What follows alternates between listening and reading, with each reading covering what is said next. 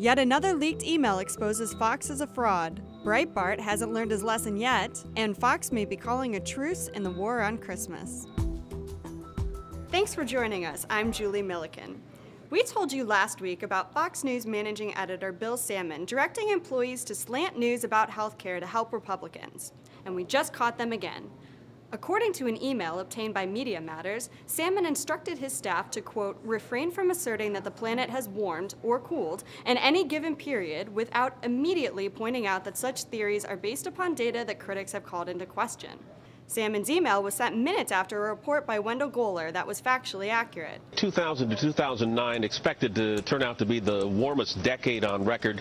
2009 itself is about the 5th warmest year. There was an extreme drought in Africa, extreme heat in India and northern China. In fact, 2009 may turn out to be China's warmest year on record, but it's the decade trend that has scientists concerned because 2000 to 2009 warmer than the 1990s, which were warmer than the 1980s.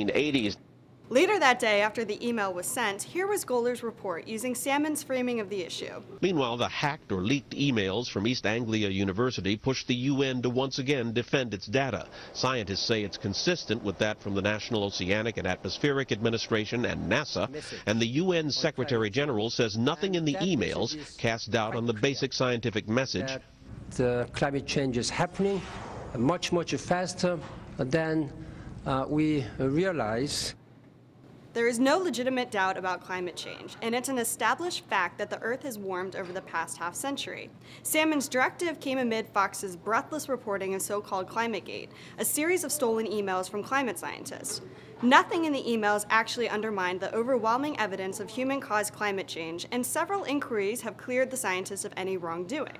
Rupert Murdoch has proclaimed about climate change that we, quote, can't afford the risk of inaction. If this is true, he obviously has no other choice than to fire Bill Salmon immediately. Even after watching his promising career as a leading conservative liar crash and burn, disgraced hack Andrew Breitbart still hasn't learned any lessons about real journalism or covering his tracks.